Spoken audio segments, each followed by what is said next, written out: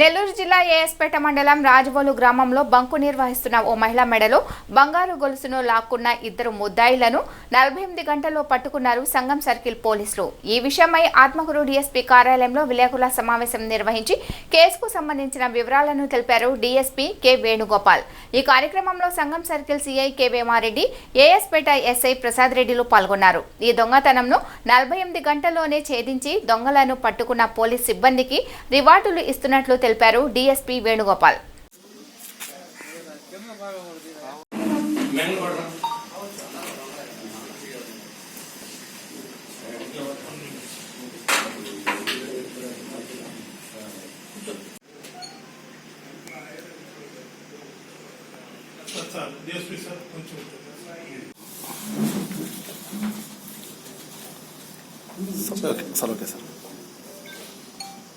ఈ నెల 19వ తేదీ సుమారు 4 గంటల సమయంలో సాయంత్రము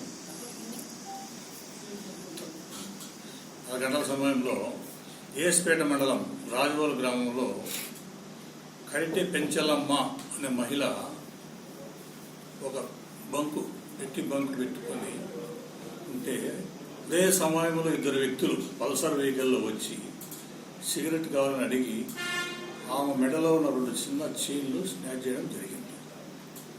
దానిలో భాగంగా కేసు కూడా నమోదు చేయడం జరిగింది. ఇమ్మీడియట్లీ మా ఎస్ఐ గారు, మా సిఐ వేమారెడ్డి గారు ఇద్దరు కూడా దర్యాప్తు ముమ్మరం చేసి ఈ దినం 9 గంటల సమయం ఉదయం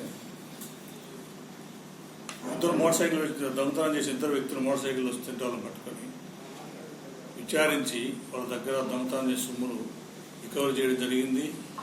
వాళ్ళ పేర్లు బద్దపూడి నాగేంద్ర, ఇంకొక వ్యక్తి మొయిలికుండ రాజశేఖర్, ఇద్దరు అంటే పల్సర్ వెహికల్ వచ్చిన ఇద్దరు కూడా వాళ్ళిద్దరిని ఈరోజు అరెస్ట్ చేసి దొంగతనమైన సొమ్ములు రికవర్ చేయడం జరిగింది. ఈ కేసులో ముఖ్యంగా మా సిఐ గారు వేమారెడ్డి, ఎస్ఐ రెడ్డి ఇద్దరు కూడా 48 గంటల్లో ఈ కేసును ఛేదన చేయడం జరిగింది. ఇలా పట్టుకోవడంలో టెక్నాలజీ కూడా వాడడం జరిగింది. దీంట్లో కష్టపడిన వారందరికీ కూడా సూటబుల్ రివార్డ్స్ ఇవ్వడం జరుగుతుంది. భవిష్యత్తులో కూడా ఇలాంటి నేరాలు జరగకుండా అన్ని చర్యలు తీసుకోవడం మా సబ్ డివిజన్లో జరుగుతుంది. సార్, పట్టుబడ్డ వాళ్ళు ఏ ప్రాంతానికి చెందినవారు? గతంలో వాళ్ళకి నేర చరిత్ర ఉంది? పట్టుబడిన వచ్చేసి ఇక్కడ మన పొట్టిపాల గ్రామం, నెల్లూరు రూరల్ మండలం ఒక అతను బుద్దపూడి నాగేంద్ర అని, 2వ అతను వచ్చి మెలుగున్న రాజశేఖర్, అతను వచ్చేసి ఇబ్రహీంపేట బిట్రకుంట. ఎక్కడ పట్టుకున్నా వాళ్ళని వచ్చేసి ఈరోజు పొట్టిపాలెం ఆంజనేయ స్వామి విగ్రహం వద్ద అరెస్ట్ చేయడం జరిగింది. ఆ పల్సర్ వెహికల్ కూడా సీజ్ చేయడం జరిగింది.